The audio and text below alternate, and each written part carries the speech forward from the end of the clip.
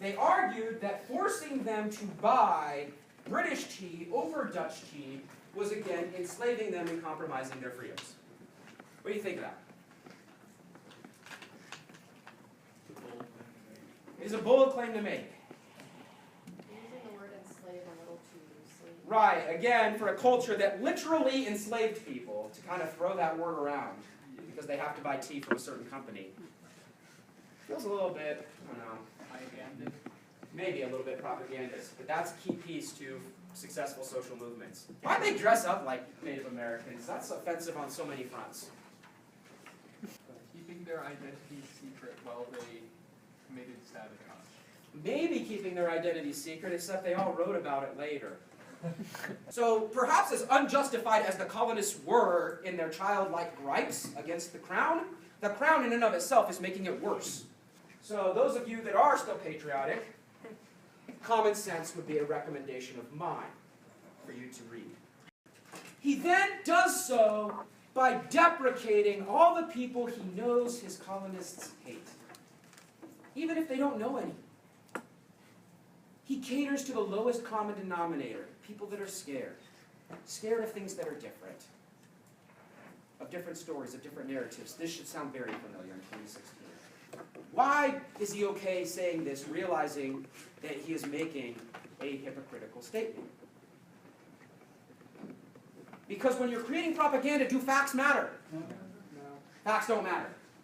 By hearing the rhetoric in the streets, by reading common sense, she began to say, what the hell? You guys are talking about slavery and equality over taxation, and here I am a woman. What do I get to do? You guys are calling each other slaves over having to pay a tax on stamps and tea? Meanwhile, we have literal slaves. I mean, we don't focus on these awful past issues that were just blatantly ignored to perpetuate this hegemony that we find ourselves in today. Why would we be super patriotic if our past was so terrible like that? And that's why we are beginning with the war for independence rather than Cuba or Iran or France, because this is a social movement still at work. The United States of America, as you think it existed back then, did not exist. They were not fighting for some flag or for some pledge to be told or to be forced upon people in front of a classroom. What I'm saying here is that for 13 years, this was not the United States as you know it. People identified as what? Their state. And so, indoctrination program was put into play. And they debated it. It wasn't easy for them. In fact, the crafter of what became your Constitution, anyone know who that is? This is why I know that this is an indoctrination process, as we don't learn this in our K-12 education system. It is James Madison. He is the crafter of your United States Constitution. So again, founding ideals, merely fabrication, social movement. Sorry, Allison, but let's be patriotic for just a second. I mean, it's not. I'm not patriotic. I know, but you're registering people to vote. You had people like Paul Revere making the silver impressions of the Boston Massacre and other things that were just kind of riling the uninformed masses against the British. Perfect. The wealthy colonists sort of had the discontent already, but they needed to work to manufacture it. What kinds of things did they do? What was the rhetoric like at the time? Jared already gave you a lot of it. What kind of things did they say? They used the slave rhetoric a lot. They used the slave rhetoric a lot.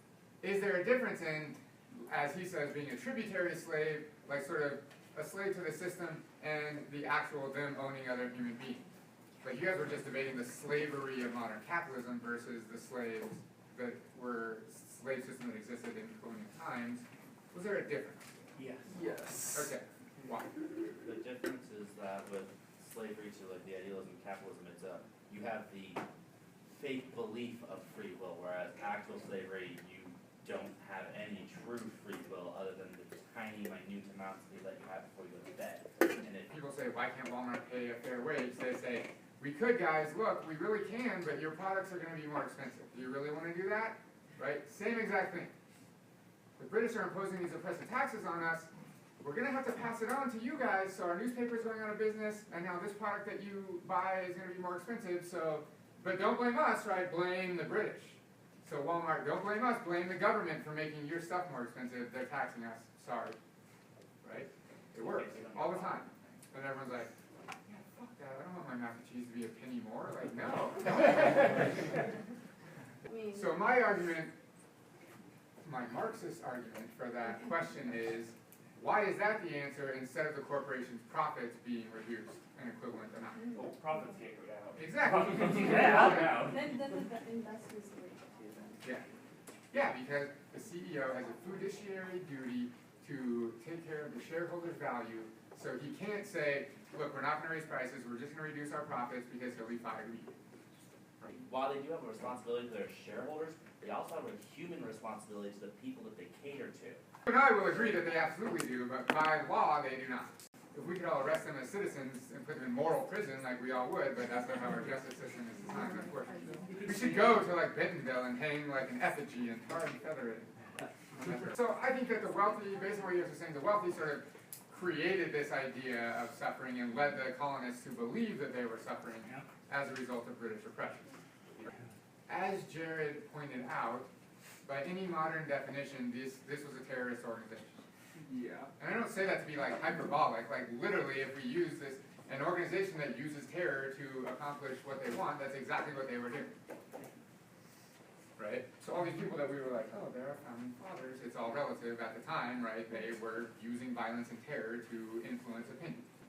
Then, just to add a little bit more to the history of poor Andrew Oliver, he dies in 1774, and the Sons of Liberty protest his funeral. Do we know another group right now that protests funerals? They didn't orchestrate this event, but they were incredibly quick to act upon it and use it to their favor. This happens all of the time, 9/11. The Boston Massacre was a perfect example. So I told you, and yeah, I'll be blunt, about the asinine nature about the taxation without representation argument, because technically England was a constitutional monarchy with a House of Lords and a House of Commons, and in theory the colonists were represented in the House of Commons. That guy Reagan is like, tear down this wall. Like we all know, like anyone that's studied, Reagan did nothing, right? It's Gorbachev that actually deconstructed the Soviet Union. Part of the reasons women make 7 cents to the, or 70, it's more than 7, 70 cents to the dollar, are the same reasons we see socioeconomic inequality in minority neighborhoods. It's the same system, but we refuse to talk about it that way. Black power at this point in time was not anti-white, was not reverse racism or some other bullshit that we are conditioned to believe. It was about empowerment for people that have been disempowered or subjugated by an oppressor. It was about liberation. And I think we lose sight of that. Real quick, how many people did the Black Panthers kill? 1 after a shootout started by the police. 1 in their entire history. Violent? Let's do the math. Your cops have killed damn near 800 people this year alone. He played the game. And I think that's kind of why people kind of focus on him. We're about to find out when he stopped playing the game. Well, yeah, but he also paid for that too. But like for most of his time, he wore the suit. He was clean and presentable, and he was very well spoken. So he was appealing. And he asked nicely, and he kept asking nicely. And did it work? Nope. But it's easy to sell Dr. King a white guy because he played the game. Police shootings are not new. They're only new to us because we now have video. But the African American community has been saying, hey, what the fuck, for over a century. The Panthers verified that this was happening in the 1960s. They were armed to protect themselves from police brutality. They also started some interesting social programs that many people now enjoy because of their ideas. School breakfast and school lunches, that's them. They also, of course, had a paramilitary for protection. But violence must be used in self-defense. Had to be. Bombing people in Southeast Asia and bombing black churches in the South are not mutually exclusive. They are not separate incidents. This is systemic. Tied to what? An economic system. The economic system that was founded upon what? The enslavement of a race of people. How many of you were aware that in this period of Dr. King's life, just before he's assassinated, he starts preaching systemic change and basically pro-communist rhetoric. How many of you knew this? We're all taught about Dr. King, we're all taught about the civil rights movement, we are not taught that. That is telling.